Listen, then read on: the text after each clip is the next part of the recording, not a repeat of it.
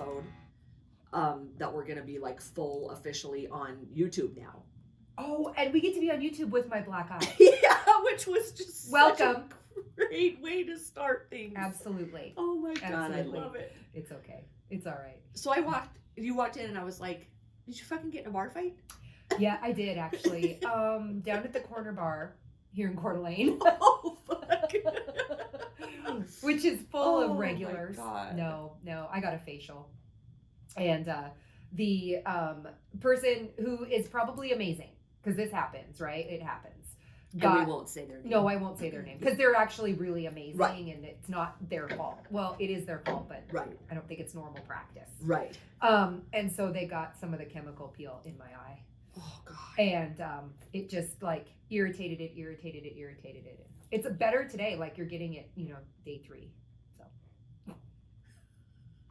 but the best part is my daughter's my eyes wedding. water. Yeah, my you know, daughter's. like when someone has watery eyes, Mhm. I'm not gonna stare at it. Yes, look at it. Like, Maybe my eye will have a conversation. oh, You know that? Do you remember the stain commercial from Tide? The Tide commercial Yeah, where the where the stain stain, would like, start talking spoke. and it's all you could see. That's what we're working with today. It's so crazy that you came in with a facial situation gone wrong. Yeah, really? Yeah, because it was actually when I was getting ready this morning. I've been doing that BBL. Mm-hmm. You know what that is? So I'm just like hypervascular, right? Okay, So I'm yeah. one of those people that like when I go to the gym, I am just like beet red. It's Sure, just my coloring. It's just Yeah. how I'm built. You have the gene that I just do. It flushes just you. like flushes Yeah. really easily. So anyway, the gal, my regular gal who gives me my facials, who I just love, she was like, the BBL might work for you because you get that like really Mhm. red kind of vascularities, especially around my nose and cheeks. So I was like, so I did it. It was like $1,500 for Yeah. three sessions of it. Yeah. And again, I think the gal I loved her. She was really great, but it gave me more spots. So I'm like, God damn it. I'm not sure that this is the way things were supposed to unfold. I think that we were Progress. going for like, and I have this red dot in the middle of my cheek. Yeah. It was like a little broken blood vessel. Yes. And that really faded. But where I didn't have anything, like right here, I've got 2 fucking red marks that look Brought it like I up. have like a rash. And so the second time I went in, I asked her, I was Yeah. like, she goes, well, how are you feeling? Like, how are you Yeah. liking the way it looks? I go, well, I think it's kind of working. I don't know, but I'm wondering what is going on with my chin The area. hyperpigmentation where there Because was like, and she goes, oh, that's probably like something coming to the surface. And like it's one of those things, like I hate being in a situation where I don't know anything about what Yeah. I'm doing. Yeah. So shame on me. I'm just going like, hey, fucking laser my face. And I don't like, because I want this red mark gone away. And then I end up with like 2 on my face. I've had that done. I had broken blood vessels around my cheeks, and I had the lasering done, and it worked amazingly. So, and it didn't It didn't pop draw up anything else. No, because they only laser in what like they were only lasering the area that Yeah. you kind of needed it. Yeah. Well, and that's what I'm wondering about. I don't know. I went to a really reputable place. And Sure. So I guess I'm just going to go back and say, like, can I see my before pictures? Yeah, that's what you should Because do. that's the thing. It's like, and we didn't take Yeah. after pictures. So But they could now. They could now because I'm like, I'm not sure. And then my regular facial gal, when I went back last week, she was like, yeah, one of the lines is actually like vertical. Like Right. you don't just get like a vertical vascularity like that. And No. it's very straight, like the size of a laser. Yeah. But then she did like kind of like a really deep treatment on it. And it almost like pulled some of that to the surface. Yes.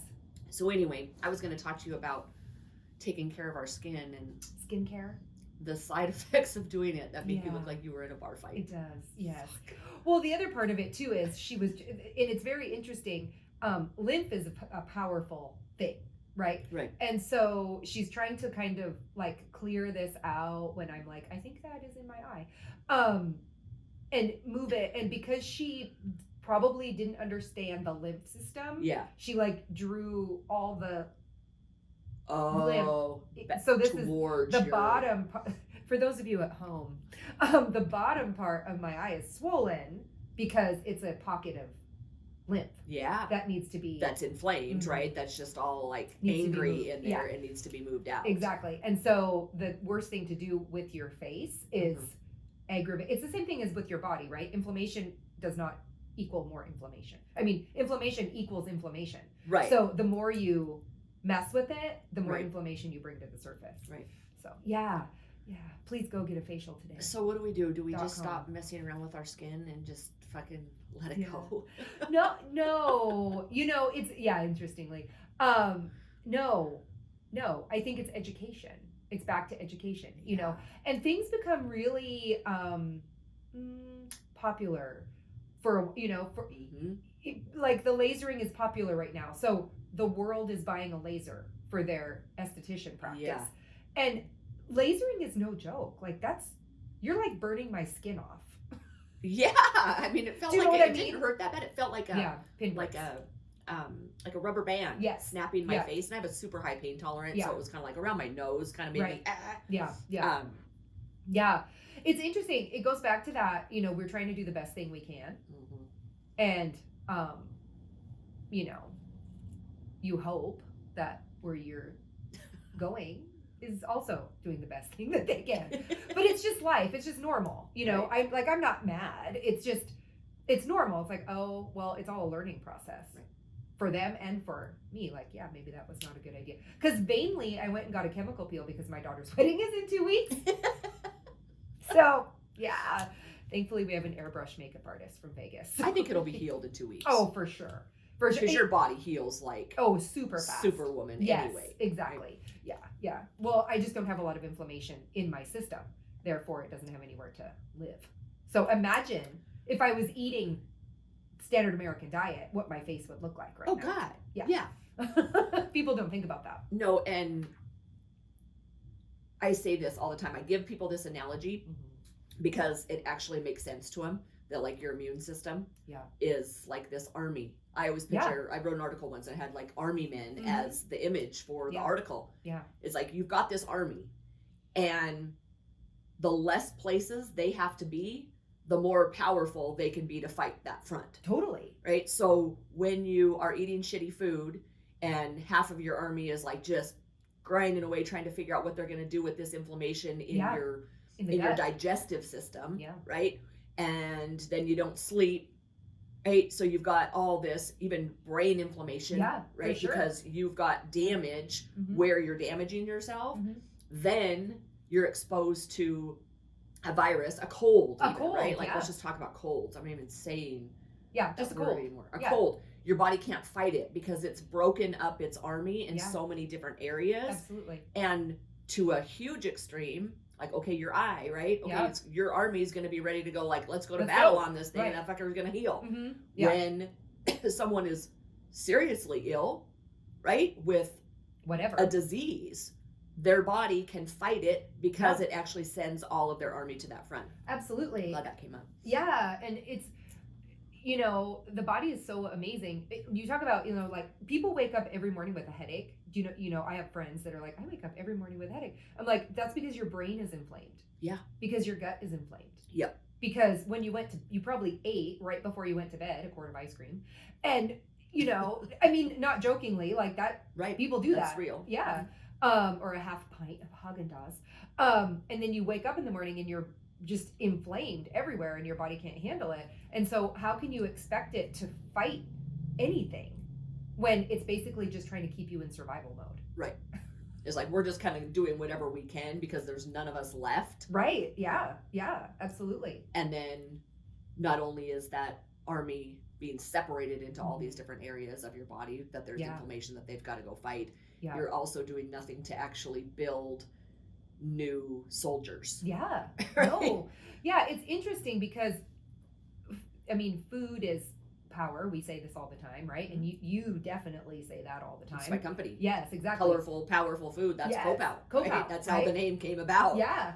And it's one of those things. It's the beginning of the year, right? We're in January, so everybody has made their New Year's resolution, and you've been to the gym, so you've seen the New Year's resolution. Oh my God, which we have to talk about for the first 2 weeks. Yep. And it's funny because people who regularly go to work out joke, don't go the first 3 weeks of January because there's so many people you can't get anywhere. Yeah. But it's such good people watching. This week, like, absolutely. Meatloaf was back. And I know. Meatloaf was back, and I've got more stories.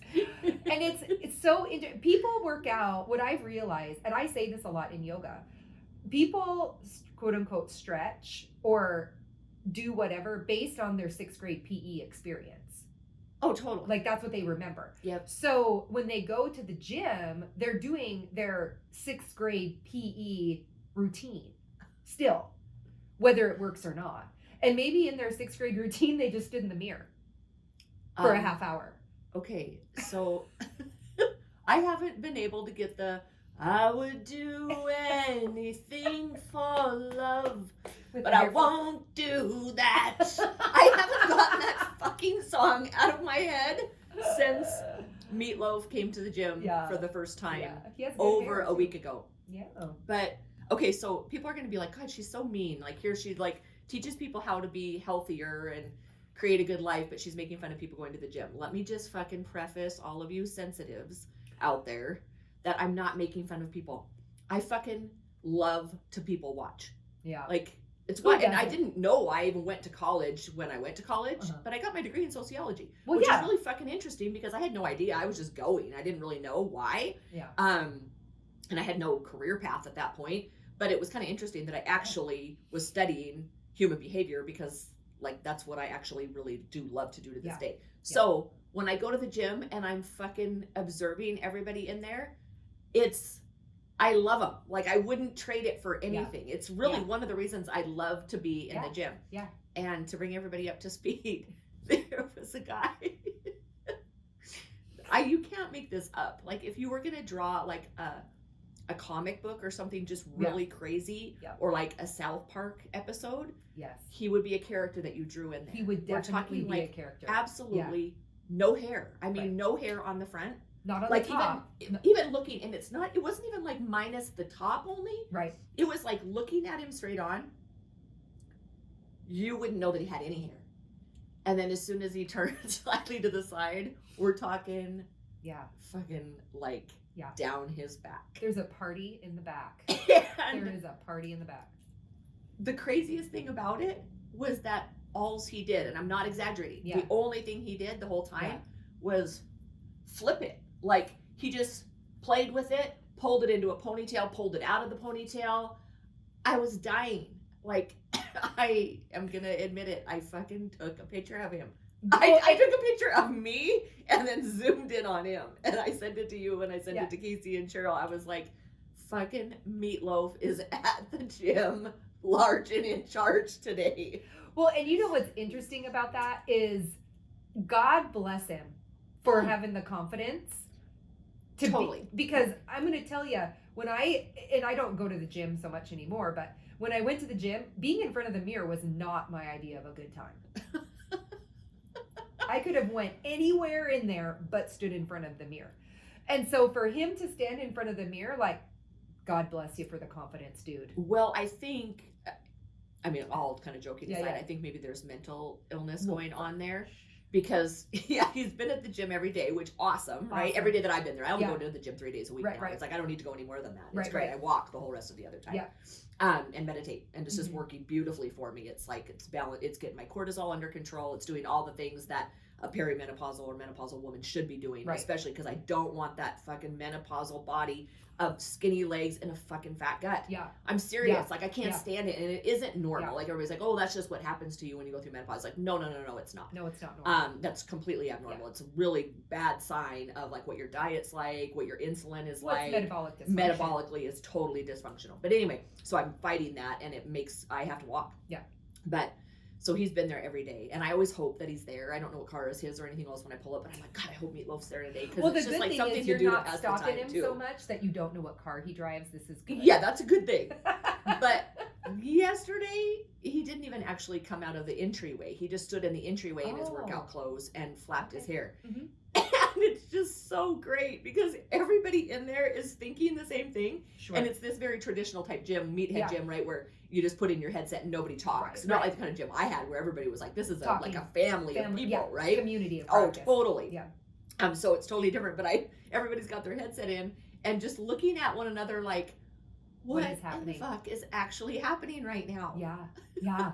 And one of Putin's cronies were in there yesterday. Okay. I took a picture of him too. Oh, good Lord. And Casey was like, you might be risking your life by taking a picture of that guy. He can't walk, right? Because his legs are so huge that the head of his quad, actually, the heads of his quad touch as he's walking. So he walks like, like kind of a Michelin man, because the heads of his quad, I'm not kidding you, I've never seen muscles like this guy. He didn't skip leg day. But I totally like admire him from a distance. I'm like, he's totally tough. And if there was like a zombie apocalypse, he's your guy. Befriend him. You're like, okay, I want to be on that guy's team. Got it. Because he looks like he could snap someone's neck at like any second. Oh, I like that. But I'm super tough. Yeah. And you can tell he's like, I wish I could read his mind, because he's got his headset on too. Yeah. Which I'm sure is like full of like, like that music. Fucking German metal. Like that kind of Mongolian marching music. I'm sure it's like something super devilish and angry sounding. Angry. I like it. Yeah, I love there's kind of this group of people, right? Like they have to be angry metal to work out. Yeah. Loud, so you can hear outside of their AirPod totally what's going on. Yeah, those are my favorite. Happens. But I can tell because he comes onto the bench next to me, because he's like, okay, if there's an apocalypse, she's the gal I want in my corner too. Yeah. Well, God, you guys are working out together. You don't even know it. I know, we kind of are. I love it. You're befriending people all over. I know, and they don't even know they're my friends. That's okay. That's okay. Yeah. They don't have to know. I just kind of like their energy. Yeah. Right. Yeah. It's like, I have people like that in my life. I'm practicing one of the Jordan Peterson 12 rules for life. Which one? And that is to approach each person as if you have something to learn from them. Oh, awesome. Number 9. That I think that's the actual numbers? I do. God, you're so good. I would never remember that stuff. I think it might be number 9. Okay. Yeah. It's isn't like powerful. A major thing I'm focusing on, but I like in those instances I'm thinking like, okay, and sometimes it's like Meatloaf, I learned from him just to fucking not take life so serious. Yes. And it really, it cracked all of us up for days, right? Yes. I'm sending everybody Meatloaf music and pictures of him. We all got to think about he's your fun memories from high school. Yes, right? Absolutely. Yeah. But I've been focusing on that. Like, okay, it's really easy to be irritated by everybody in the world right now, and for valid reasons, really. Absolutely. Like people are just not holding up their end of the deal on being a human. Yeah. Really. Yeah. Like, we're quite lost. We've given people permission to not be. Yeah, because you have no responsibility, right? You have no responsibility to take up your cross and bear it, or take up your role and responsibility in life. Yeah. We've kind of given people an out. So it's easy to be irritated by people right now. Well, everybody gets a free pass right now, because it's like, well, you get a free pass because you haven't been working. That's got to be tough on you. You get a free pass because you don't want to leave your house anymore. Yeah, I get that. I wouldn't want to either. You get a free pass because you're not turning stuff in. I teach at the college. Yeah. You're not turning stuff in. So you get a free pass because this is a real difficult time for you.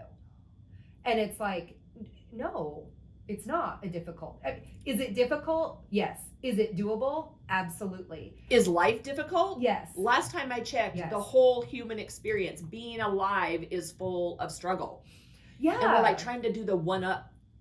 My struggle is harder than your struggle. Oh, that's my favorite game. I'm a single mom. Okay, well, that must be really hard. But I am a black single mom, so that has to be even harder. Right. And I know people aren't going to like that. I'm like a married, white, middle-aged woman. Yeah. But I was a single mom, so I can, And I'm a woman, actually.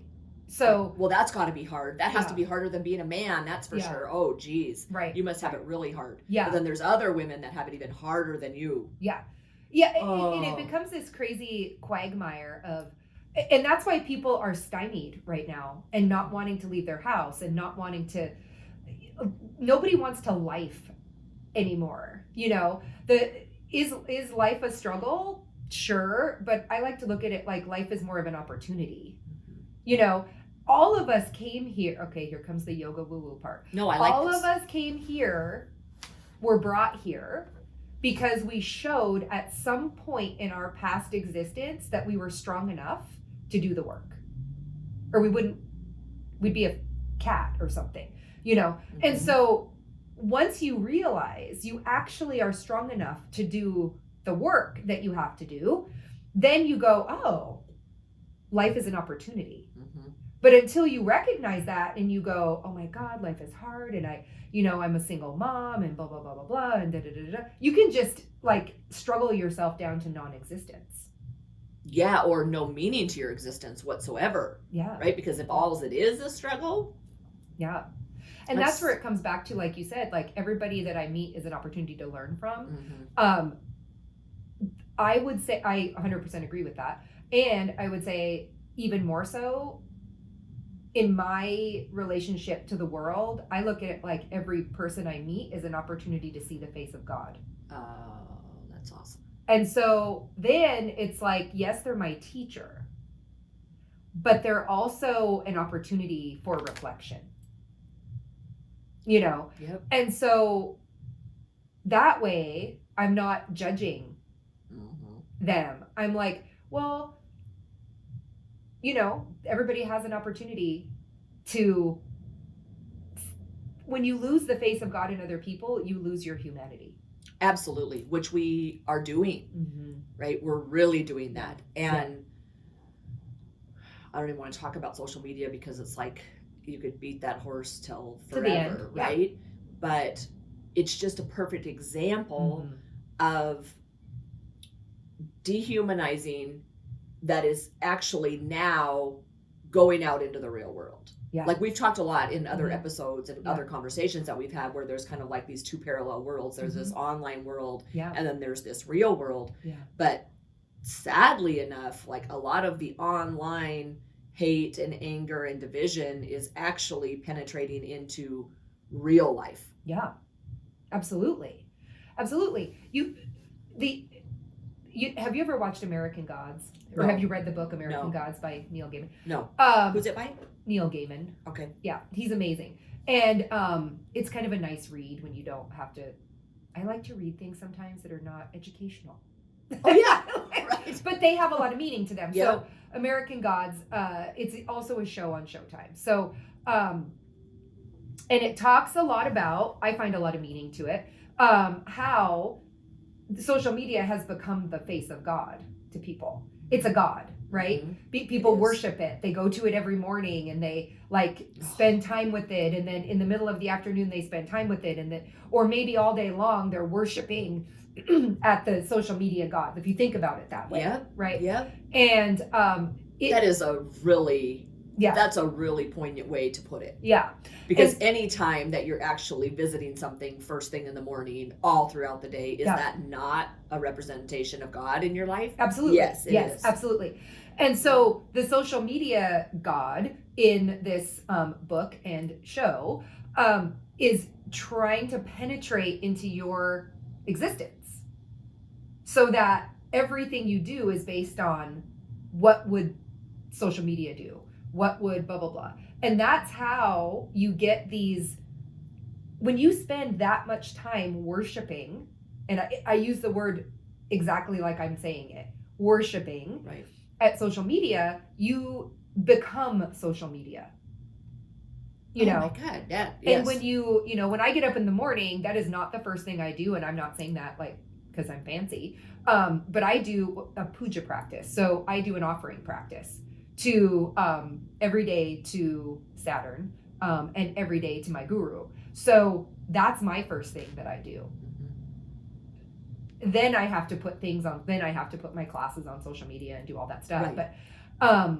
But I don't look at social media like I'm worshiping at the feet of social media. That's really profound. Really. I don't know. I mean, I never thought of it in the terms of like that is the face of God for people, but you're absolutely right. Well, and it algorithms it down to where, so, there's different types of worship, right? You can be, organized religion has different types of worship. Presbyterians worship different than Lutherans, which has caused forever continental divide Absolutely. between people. Mm-hmm. And so now we have an entire generation, probably two generations, where their mode of worship is algorithm down to exactly what they believe, which is causing the divisiveness, So if you're dating somebody who is, and I am no expert in organized religion, but if you're dating someone who's Jehovah's Witness and you're Catholic, you have a fundamental divide. Oh, absolutely. Between the two of you. Absolutely. So if my mode of worship is social media, then I'm going to have a fundamental divide because I'm only seeing what I'm shown. Totally spot on. and just so you know, that wouldn't be any of my stuff. Well, it's not about that. It's like you can pick and choose. When I'm saying social media, I'm not saying I go on social media. I go to YouTube and watch Joe Rogan. I listen to, podcasts, Ben Shapiro, right. all these things. But I don't sit there all day and scroll through social media. Correct. Looking for validation and approval. Because that's all you're going to find. It's not as if you're ever seen if you do that. Right. And it's a lot of people. It's the vast majority of people. Mm-hmm. Right? Yeah. They don't even realize it. It's like I think people don't even turn on their screen time tracker because they don't even want to know. They don't want to know. Right? They don't want to see that shit. Yeah. Because it's pretty scary. Yeah. But I can tell. It's like anytime I pop on to post something, it's like it's the same people instantly. Right, that are responding to it. Yeah. But when you've done that, you're only being fed all of the things that you already believe. Anyway. For sure. Yeah, and I'm not trying to vilify social. I'm not trying to vilify social media. I think it has purpose. I think it definitely is a great way to communicate and all the things. But just be conscious of what are you kneeling before? Yep. I'm reading a book right now that was written by Brett Weinstein and Heather Hayne. Okay.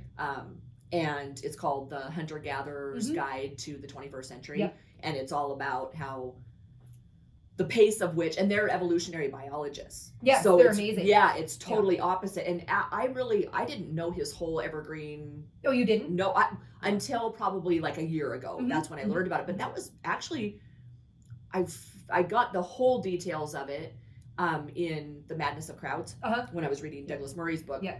They were professors at Evergreen College. Yeah, and I mean, their story, if you don't know their story, guys, we're not going to talk about today, but for listeners, if you don't know their story, you need to go listen to it.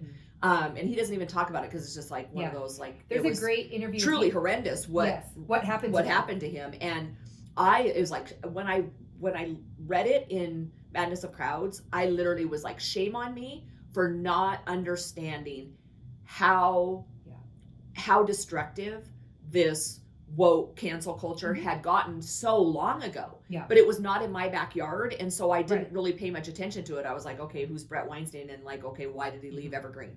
I was like, okay, well, when you know the story, you're like, holy shit, Casey. I had him read it because of everything that happened to him in the medical community. Yeah. I was like, it's not that I don't feel bad for you. It's just like, dude, this has been going on for a really long time, and we were so ignorant because we just didn't even pay attention. Right? We were not paying attention to it because it wasn't personally affecting us. Yeah. And now here it is in all of our backyards, and we're like, oh, whoa. Yeah. Wait. Yeah. But anyway, this book is it's from an evolutionary standpoint, which I love because there's a lot of mixed feelings and thoughts in my mind with my Christian background and evolution. I believe in both. I think science and religion exist together. Absolutely. So anyway, exploring that is fascinating, but his whole point is, from an evolutionary standpoint, not only is it not sustainable, but it actually is killing us. Yeah. I'm only about, like, I think I'm 3 chapters in. I'm going to finish it today or tomorrow, but man, I can't wait to get to the end of it because this is an area that we need to explore more of, and I'm not equipped to teach on it by any means, but I need to know it personally for me. I think everybody needs to know it because what is the thing about organized religion? I will say social media is part of that. What is the bend in the crink in the elbow of organized religion? Groupthink. 100%. I'm only going to think what my peer group wants me to think. And when we like organized religion or not, right? Okay, yeah, everything has its faults. Absolutely. But when we when we pulled back so hard in organized religion, something that actually has existed for endless number of years. Absolutely. We pulled away from it and then pulled God out of everything. We replaced it with something, because as human beings, we're pack animals. We need to belong to something. Absolutely. So when I would prefer someone was going to church and being a hypocrite than being politically religious and blindly following politicians who I guarantee don't have the same heart and even good intention as someone maybe leading a church. Yeah, absolutely. Right? So we just replaced one level of religion with another. Yeah. It's the same thing that happened with food, right? They took all the fat out of food and put sugar in it. It's the same thing. It's like you had something that was good. And working. Yeah. You know, people need to believe in something bigger than themselves. Yep. It's very powerful. Yep. When that and we can't avoid it. We just do it. We don't even have any control. Correct. Over it. Yes. It's part of who we are. It's in our DNA. Yes. And that's why it's so easy. It's like cult mentality. Why is a charismatic person pull people in? Because we want to mirror the charismatic person. You know, why do cult leaders rise to, like, you think, like, how did Jim Jones get people to drink that stuff? Like, and everybody's like, those people are fucking crazy and stuff. It's like, no, you're one of them too. They were normal people. And, you know, social media is the same thing. It's exactly the same thing. And it feeds you the Kool-Aid all day long because your dopamine receptors go off. Yep. Your serotonin receptors go off. You're like, ooh, that made me feel good. It's like a snort of cocaine. Right. And people talk about it, right? Like, oh my gosh, that picture got me 47,000 likes or whatever.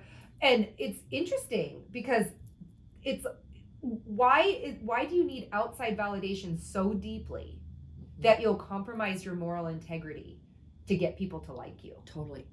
You know, you're in the EML Academy in our group on locals, and I had this week, which kind of probably freaked some people out, but people write their faults. Yeah, absolutely. Right? You need to write that shit down. And this is not, I said it, it's like, this is not a self-abuse session or a lesson in abusing yourself or shaming yourself. It has nothing to do with that. It's bringing attention and awareness to things in your life that you need to work on.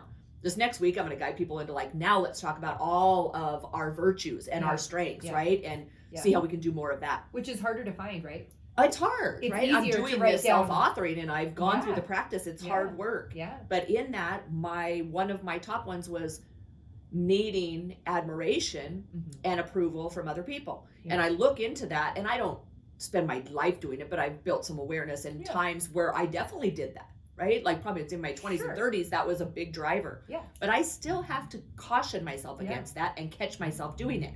Because when I write every day now, and that's just like my soul, that's my aim, that's my mission, that's everything, producing content. Right. It's very easy for me to wake up and first thing go, okay, how many people read my article? Oh, for sure. Go on to Substack and go like, okay, like how many new authors are following me? Yeah. It's hard to not do that. So my point in that is that it doesn't matter how self-actualized you are or how far along in your journey you're tempted by this desire to have confirmation. Absolutely. And all you're getting now out there is confirmation bias because you're being filtered people and information that only already believe what you believe. Well, and that's the detrimental part when you say I want to meet people are now I'm only going, or how does it go? Every person I meet is an opportunity for learning. Right. So if that's true, which it is, then I have to meet people who don't believe what I do. Correct. Or else you're not going to learn anything. You're just going to be validated in your own belief system, which is what's happening in the world right now. So at the college, my kids have to write journal entries online and they send them to me, prompted by questions, right? Every single kid says, I have mental health issues. And they might, but statistically speaking, that's pretty not probably accurate. But what we've done in the last 2 years is we've told people that they have mental health issues and that you need help and that you can't navigate your life and so what we're doing then is validating that. In yoga language, it's called the Anava Mala, the cloak of the heart. We're validating I'm outside of love. Oh. That's what we're doing. When you say to somebody, you have mental health issues. You're depressed. For someone to be clinically depressed is a real powerful diagnosis. Correct. And in our effort to bring more awareness to mental health, I get it. It was necessary, right? Like people that were ever suffering from real debilitating depression, they were shamed. It was just something like you don't talk about, right? I get that. Yeah. But we've swung way too far in the other direction. It's like now, if at any time you don't feel good, or you're not right about something, or someone, God forbid, hurts your feelings, it's like that's enough to like send you into a state of depression. Right. Well, and I think we've told people that not getting out of bed every morning is okay. Yeah. And that's not true.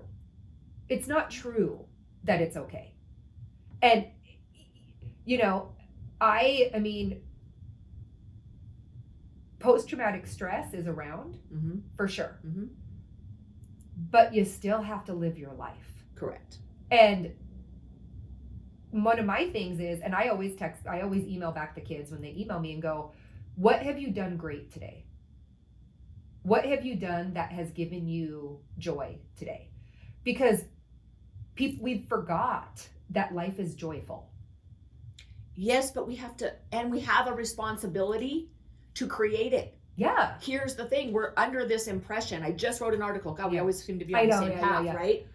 I just wrote an article that self-esteem is something that is earned. Yeah. You earn it. You don't just get to like exist and think you're going to feel good about yourself. That isn't the way it works. Now, you don't just exist and shame yourself and feel terrible about yourself, but everything in life, including happiness and joy, requires work on your part and taking on responsibility. Yeah. If you don't feel very good about yourself, maybe you haven't done anything to make yourself really proud of yourself. Well, and that's where the whole thing happens, right? I don't feel good about myself, so I'm going to go online. I'm going to go worship so that people make me feel better and validate, oh, you didn't get out of bed today? I bet you're really depressed. I'm so sorry. I didn't get out of bed either. Take your time. Just don't overdo for yourself. Like, that's one of my biggest pet peeves is when somebody responds to someone and says, I know how you're feeling. I don't get out of bed either. And I'm like, wait a minute, like happiness is who we are as humans, right? Happiness is who we are as humans. And so the juxtaposition of being told you're not happy screws with your brain. You're like, oh gosh. You're like, oh my God, like I shouldn't be happy right today. I shouldn't have this joy. Yes. I need to squash that back down because if I have too much joy, then people are going to feel bad about themselves. And it's like, I go the other direction and go, every person offers me an opportunity to learn something. So where is their joy? You know, the guy at the gym, like he's super happy, flipping his hair around. Fucking loves life, right? He's super happy, you know, and he's just like, I'm good. Yep. I'm happy here. And he got out of bed and he went to the gym and maybe he didn't work out. Maybe he did. I don't know. But it made him feel good. Yeah. And it doesn't matter. It doesn't matter why he did it. Like, it's not my business, right? We talked about that in the last podcast. Yeah. It's not my business why he's there. Yep. I don't have to worry about it. I don't have to, if I am depressed or don't want to get out of bed, and I have days where I don't want to get out of bed because my day is long. Yep. And there's a lot going on and I'm just like, I don't want to do it. I had a lot of those this last week. Yeah. But I don't make the decision to stay there because I know what it feels like to not get out of bed. But nor do you choose to have people in your life that would encourage you to stay in bed. Right? No. I'm working on an article. It's taken me a while because I got to get it right about real friends don't celebrate self-destructive behavior. Right. That's and at first glance that seems so obvious, like, well, of course, but no, almost like, everybody when I was drinking, I had a lot of people that celebrated my self-destructive behavior. For sure, right? And maybe it was because they were participating in a lot of self-destructive things too, or whatever the reason. They don't want to be uncomfortable, they don't feel like it's their place, yada yada, whatever the reasons. But that's an area of your life that really needs some close investigation. And you are someone that epitomizes that. You do not have people in your life that encourage you to do negative things to yourself. Well, it's interesting, isn't it? It's like when people change their eating. When they come to Strong Starter, they come to EML Academy, one of the things that people say a lot is, no one ever questioned when I ate Pop-Tarts and chips all day. No one ever said anything. But the minute I start to go, I'd like a piece of, I'm going to do salmon and broccoli. Right. Hold the fries, and do you have some steamed vegetables instead? Right. Then people on the table go, what are you doing? How come you're doing that? You're not going to be, what are you doing? That's not healthy. That's not good for you. Why would you eat all that butter? Mm-hmm. Exactly. I didn't fucking complain when I was eating sugar smacks every morning. Right. And it goes back to the drinking, right? Nobody wants to say, what's going on? Yeah. What's happening? Yeah. But the minute you stop drinking, they're like, why aren't you having a glass of wine? Yeah, what's wrong? Like, why don't you want to have a margarita with us? Or right? And then you go, well, actually, I have I'm dealing with the situation, whatever is said, right? And then they're like, oh, yeah, well, okay. Well, is it going to bug you if no? Why would it bug me? I don't give a shit what you do, and nor am I judging you, right? It's like, if you don't have an addiction to alcohol, I could care less if you drink. Right. Yeah. But it goes back right? to I'm just dealing with my own story here. Yes. Right? Yes. And figuring out how that all works for me. Yes. And so I wonder, one of the things that I do is I look at the 5 most influential people in my life and I go, what are they influencing me on? Where is their tether to me? That's a good practice. We need to. Yeah. Will you write that and put it into the EML Academy? Yeah, for sure. As a prompt? Yeah. Cool. Yeah, because the five people that you surround yourself with the most are a reflection of you. Whether you want to see it or not. It's true. If you think about it, family members, true, for sure. Those are people that are a reflection of you.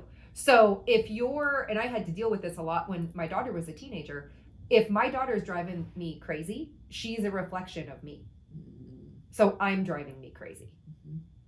And then you go, okay, how can I mitigate that? Or if my partner is driving me crazy, that's a reflection of me. I'm driving myself crazy.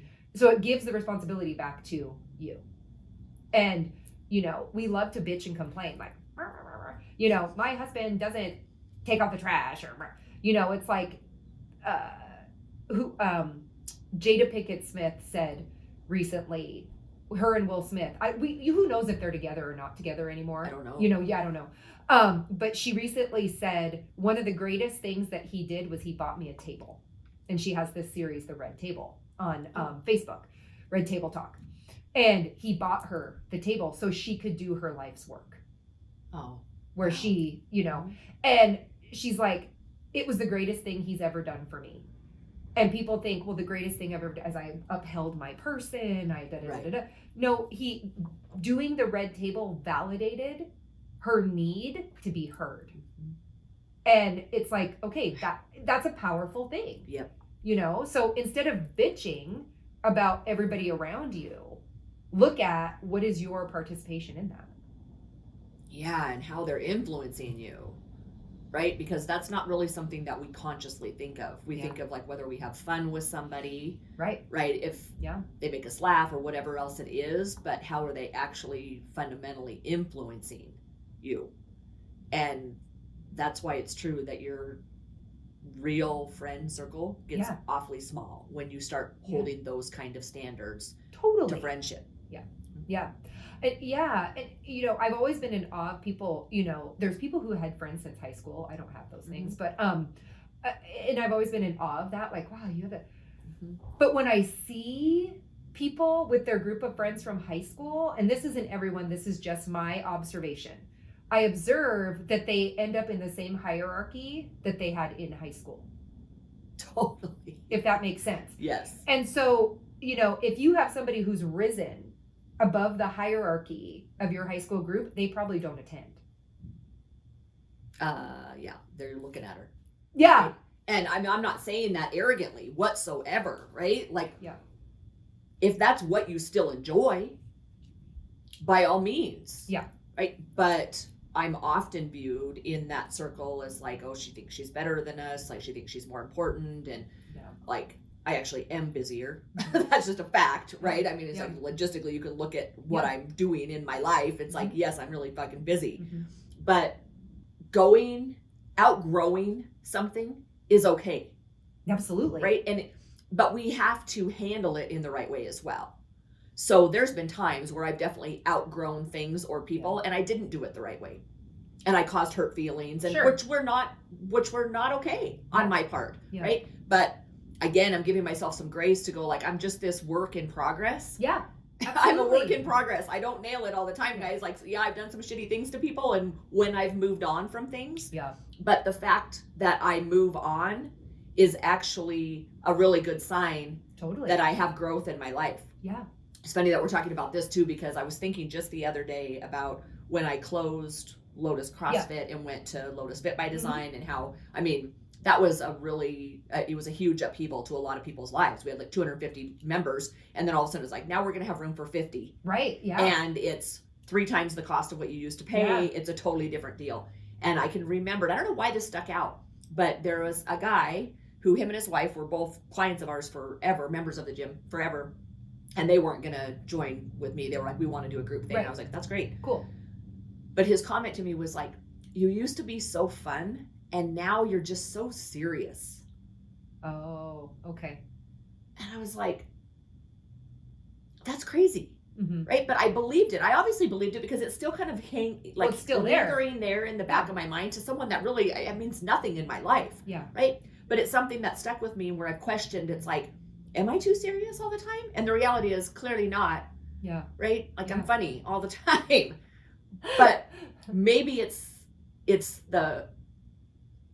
my growth that then scares people and makes them feel stagnant and uncomfortable. Because the same individual was like, why would you even do all this stuff? Why wouldn't you just like go on vacations and hang out and like live off of Casey's money? Yeah. Like, why would you do any of that? I'm like, well, where do I start with that one? Yeah. I mean, your drive is your drive. Like, people don't, they don't have to. But isn't it interesting? So he's somebody, you learned something from him, though. Yep. Even though it was uncomfortable and it made it like rooted in you to where it's still there. Yeah. It makes you go, wait, am I too serious? I think I'm funny. Am I funny? And, I didn't really appreciate how that made me feel. And it made you self-reflect. Yep. Which is the lesson, right? So anytime somebody says something, that's the other thing that's happening is nobody is actually being truthful. Totally. With each other. And, gaslighting is a thing. Oh, yeah. Gaslighting is a thing. And, it's happening in a national way right now. Yes. The sky is blue. No, it's orange. What? I see it. It's blue. I see it. No, it's orange. Look at it. Look. And then you don't want to deal with it anymore. The person that you're now like, what? So you just, gaslighting creates 2 responses in the trauma body: fight or flight, period. No question. There's no fawn. There's no anything else. It's literally like, what? Okay, I'm out of here. Right. Or, are you insane? And then this fight ensues. Yep. And so where you can step back and go, this person's actually helping me learn something, is you self-reflect and go, okay, well, maybe what they said was 10% true. Maybe. Yeah. Maybe it was 10% true. Okay, I'm going to own that. I'm going to own that 10%. Like, are you more serious? Yeah, I'm more serious now because I'm only going to get 50 people, and I have to be more intense with their information, and I have to pay more attention to them. So it probably looks like I'm a little bit more not fun because I'm not running group classes. I'm doing individualized instruction. So to that person, it looks from the outside like you're just not fun anymore.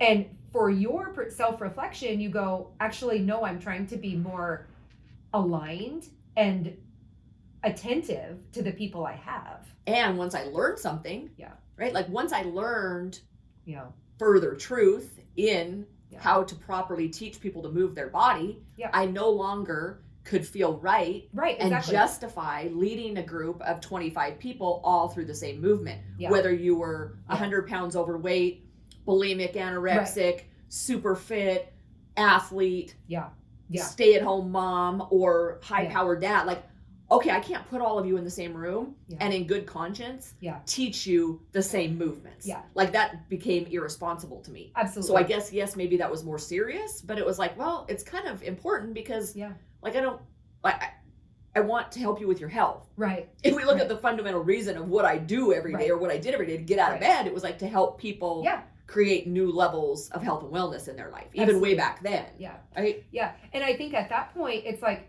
could you have had that conversation, what you just said with that person? Sure. But they weren't even in the same headspace to receive the information. Yeah, they were like, well, nobody here gets injured. I'm like, well, I know, because we're not complete and utter derelicts. Right, absolutely. But it also isn't the highest level of what I'm capable of delivering. Exactly. That's good, too, because when we see new things in life, we have a moral obligation to act on them. Yeah.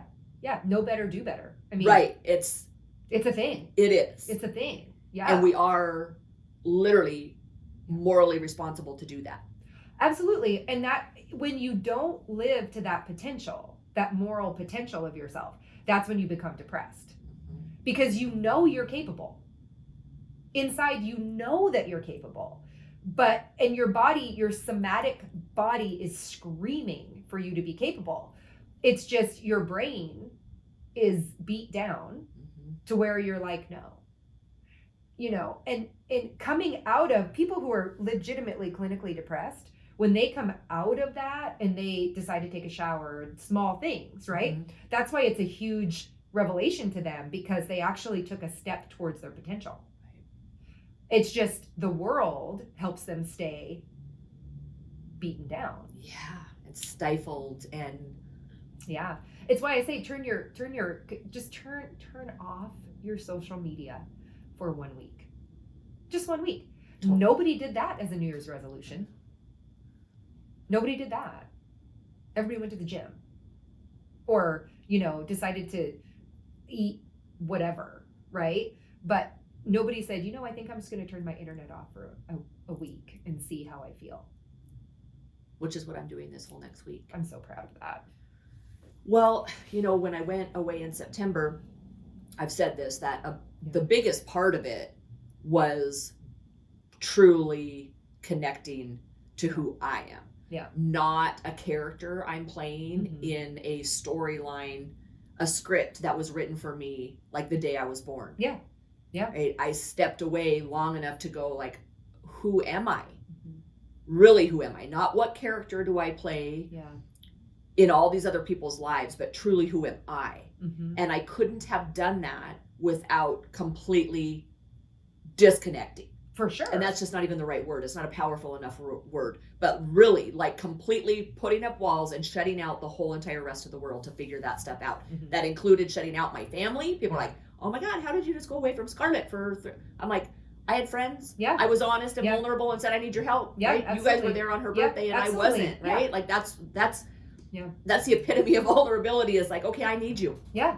But I need you in order for me to go away so that I can get better. So you could be a better mom. Correct. So I can be a better everything, right? And that I don't create a story or a narrative for her to just fall in line to, so that she doesn't get my age and have to go through the same shit.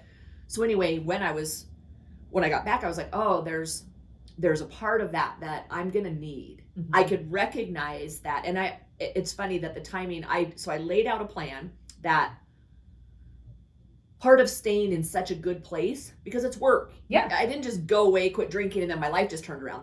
That's just not even close to what happened. Right. Quitting drinking was a part of, it was a result kind of like of all the healing that I did. So I was like, but this is work every day. So how am I going to continue this process and not fall back into being a character and playing a character in someone else's story that they're writing, which is easy to do. So I planned out, I'm actually going to go away. Yeah.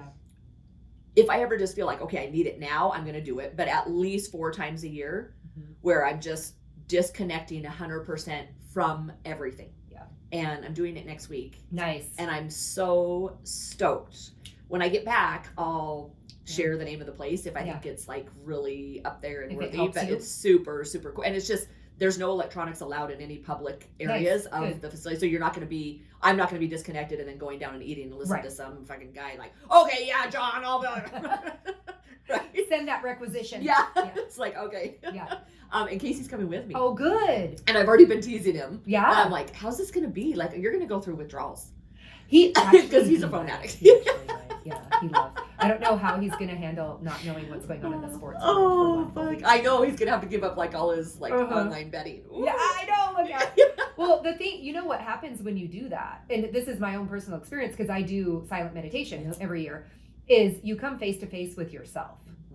And then the cool thing is, and Jordan Peterson says this as well, and I think it might be around rule number 10 when he talks about it, which is you're thinking, when you are actually in your own head, you have a conversation with yourself.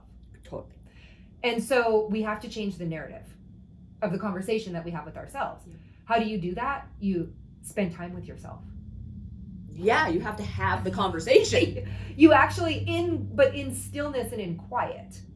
Because you can't have a thinking mind in relationship to the world who's telling you how to think, if that makes sense. 100%. And so when I go to silent meditation, it sucks. People are like, how was it? It's always great. People always do this. How was your silent meditation? Was it fun? Fun wouldn't be the word. I just, and now you say, when you're inexperienced at this, you go, I really can't answer that right now. Give me a couple days to think about it, and then I'll give you an answer. And see, they forgot about it, and then you they don't know. They don't care. And they don't really care. No. But because you can't sit down and go, actually, I came face to face with my own shit, and I had to shovel like 10 years worth of childhood trauma. And when it came to the surface, it gave me hives. And when I got hives, it was really uncomfortable. But I had to sit with them, and then they went away. No, they're just looking at you like, okay, really, like, that's not what I was asking. So how was I just wanted to hear. Yeah, great. It was great. Yeah. So being by yourself's not easy, and you fight yourself. Mm-hmm. I fight myself when I'm by myself. Yep. Into what can I do, and where you're going, and maybe this will happen to you. But when I'm in silent meditation retreat, we have no electronics. We don't bring books with us. We don't do it. So you start reading everything, anything that has a word on it. I start reading it, and because you're usually in a place that has, stuff. Mm-hmm. And it might not be books or magazines, but it's like when I say I read everything, like how does the soap dispenser work in the bathroom? And you're reading it because you want to get out of you do not want to stay shoveling the shit. You want to get out of your own head. So you start like, ooh, I really love this soap dispenser. I'm going to learn how to work this soap. And you're like, I fucking know how to work a soap dispenser, and so. Seeking distraction. You're seeking distraction. Mm-hmm. Yeah, which is. Well, I am bringing books. I'm not going that far in the deal. I'm just like going to quietly date myself. Well, I'm like gonna, 15 years in, so it's different. Yeah, I'm going to go on a first date with myself. I'm just kind of like dabbling. I'm just putting my foot in the water, just the tip of myself. Just the toe. I'm taking just the tip. Of myself. Into myself. It's a good way to go. Yes. Come on, Evie, just the tip. The name of this podcast is going now with me. He's saying it's not going to be just the tip. No, he's going straight in. Yeah, absolutely. That's Casey. Yeah. Do you guys, can you stay together, or are you staying in separate we're totally rooms? Yeah, it's like a very luxury, posh place. Okay. But it's really small. Yeah. And it's set in hot springs. Oh, beautiful. Natural springs but it's really remote. Yeah. So perfect. They've been a little bit bossy so far. Which you know me, I don't like to be told what to do. Yeah. They're like, when would you like to attend yoga? When would you like to do the Tai Chi? They're offering Tai Chi, and I'm so fucking excited. Yeah. I did that when I was away. Yeah, Tai Chi's pretty powerful. Oh my gosh. Mm-hmm. And I accessed very small muscles that I just really hadn't dove into. I woke them up. Mm-hmm. It was cool. So I'm excited to do that, but they wanted to know, like, do you want to do that at 9? Do you want to do it at 11? I'm like, oh my God. Like, I don't know. I haven't even gotten there yet. So I don't really want to tell you when I want to do that, because I want to be able to just wake up and go, you know what? I think I'll go to What's yoga on the itinerary today? I think I'll go to yoga at 9. Yeah. I don't want to have to be like, well, next Tuesday, while I'm trying to be away and not scheduled. Yeah, I'm scheduled. Yeah. Well, they're creating a boundary for you. Yeah, and I don't know yet what their COVID deal is, but I think that they might be really limiting things because they're still playing COVID over there. Yeah. So we'll see. Yeah. But I'm hoping that it'll be that'll be great. Either way, it's like just being away, I'm super stoked about. Yeah. Well, it'll also be good for you and Casey to have time just together. Yeah, and I'm really excited for him because in all of this, all the stuff that I've been going through, it's really it's a whole learning and growing experience for every single person in my family. Right? Not like me, Casey, Scarlett, particularly. Right. I mean, there's big changes that have happened in our life. Mm-hmm. And he's never really just taken any kind of time to just be him and focus on him. And so for him, I'm super excited about it. I mean, I've been teasing him about it, but in all honesty, I'm like I'm stoked for him. Yeah. It's good for everybody. I mean, not everybody can go to that extreme, right? Right. But everybody can take an hour during the day. Everybody can. There's 1,440 minutes a day. Oh, I love that exercise. Could you always remind me of all these things? 1,440 minutes a day. If you actually write down what you do and subtract from the 1,440, there's time left over. There is time left over. Not one person schedules 1,440 minutes in their day. No, they don't. So you can take 10 minutes, or you can take an hour, or take 2 minutes, whatever, and sit with yourself. And that will do just as much as going away. Because not everybody can go away, but everybody everybody can take a moment to sit with themselves. And for some people, 2 minutes feels like an entire week. You know? Yeah. And it's when you sit in meditation. You know, when you sit in meditation, 10 minutes feels like 3 hours. Oh, totally. I've been practicing meditation now for quite a while. And I'm maybe at a point where I could maybe make it a minute without my little brain going like, yeah, you gotta do this. And I'm like, well, oh, I hate this girl's voice, or, oh my God, right? It's hard work. Yeah, incredibly hard work. But it's good work. It's good. It's not hard in the fact that it's detrimental. It's good. It's good hard for you. It's hard in a way that allows you to grow. And it's really good in developing discipline, being able to discipline your mind, right? Like I have a very disciplined body, but like everybody's mind, it's like, it's work to discipline your mind in just small ways to keep you from thinking about a project or something else or someone else when you're trying to sit quietly with yourself. Well, here's an interesting thing. So the word discipline, the root word of that is disciple, which means to follow. And so sometimes discipline, the word is like, oh, I don't want to be disciplined, but I can be a disciple. I can be a devotee to myself. I can create devotion. And so for those of you at home, if disciple is a hard word, like, I don't want to be a disciple. Maybe you want to be a devotee to yourself. And your mind, when your mind is running like that in meditation, because it will, if you think of it as like it's bubbling up the things that you need to let go of, then you're not so attached to the discipline. I'm no longer a disciple to the crazy girl in 5th grade that I still think about in meditation. I'm devoted. Is that true? Oh yeah, for sure. You know what that story. I want to see a picture of when you're in 5th grade. Oh my God, the curly hair. Yeah. Blessed be. I love it. I have no pictures of my childhood because it was literally so. Nobody took pictures of you? No, I mean they did, but my mother has, taken them to wherever she takes them, whatever she does. Yeah, they're gone, so whatever. But I'll try to dig up something for you. I gotta see that. But the devotion to the space you create in meditation is a powerful thing, and that's what keeps people coming back. So, meditate, everyone. Everyone meditate right now. Don't turn us off yet, but when we're done. All right. Yeah. So, you want to leave us with the truth? Oh, of course. Truth on Saturn's day, Saturday, the day of great benevolence, is to be benevolent to yourself. And as you know, I hate the word self-care. I think it's misrepresented in our culture. True self-care is shoveling your own shit. Not taking a bath. Not taking a bath. Taking a bath is hygiene.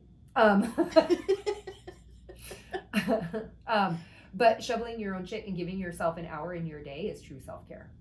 And I think that is really important. And my truth then is to take yourself off the hook of performance and put yourself into a place of receptivity.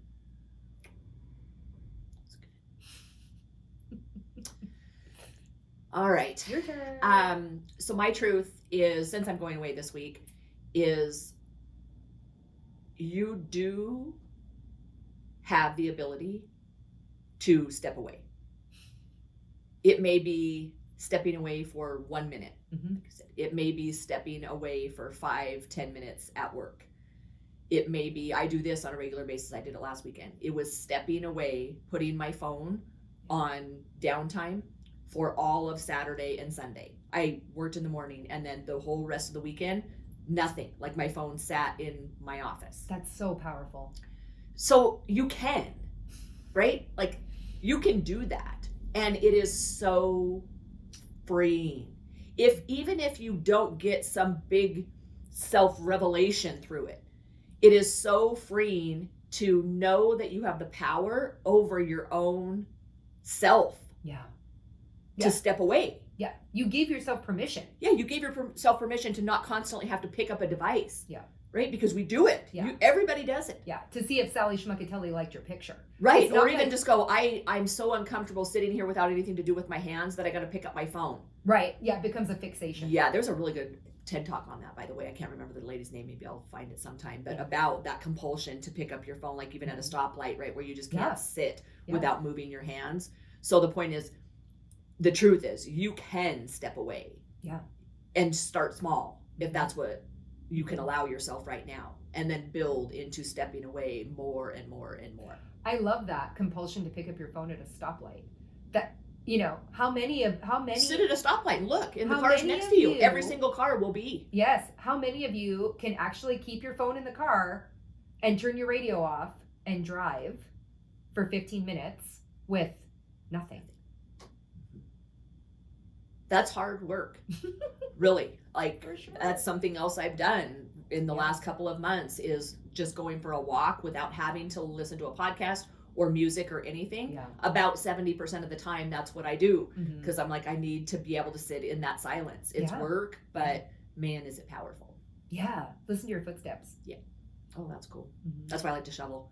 Because I can hear like my heavy breathing and my feet on the snow. There's just something like so primal and utilitarian about that, where I'm like, man, I'm a useful human. Yeah, it's that hunter-gatherer. That's a cool feeling. Like, I'm clearing space. Yep, instead of being out there like, fucking snow, it won't ever quit snowing. Like, turn on some in German Idaho. Why is fucking it angry death metal. In the death metal.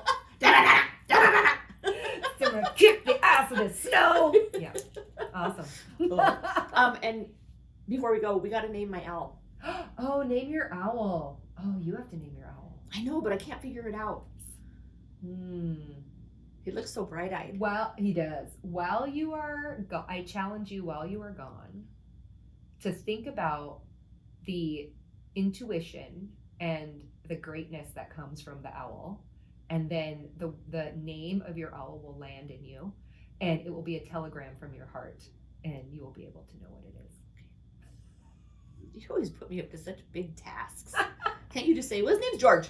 No! I'm just teasing. Telegrams from the heart are things that people don't receive very well. And so, there's a reason that I put people upside down in yoga, because the telegrams from their heart can flow through the doubts of their mind. And bend over every day. Bend over every day. I don't care if you can touch the floor. I don't care what you're holding. I don't care if you have to hold a chair. Get your heart above your head every day, so that the love of yourself can flow through the doubt of your mind. You're on it. Must be my pour over. And my black eye. Yeah. The wisdom. And the bar fight. And the bar fight, last week. Knocked some sense into me. Awesome. All right, I'm excited that this was our first episode with full video. Yeah, and we've got really cool things going on with the podcast and some other things that are rolling. This won't come out until February. You just got pretty cool things going on all the time. Thanks to you too. Oh, thanks for being a part of it. Oh, it's my pleasure. Have such a good week. I will. Enjoy your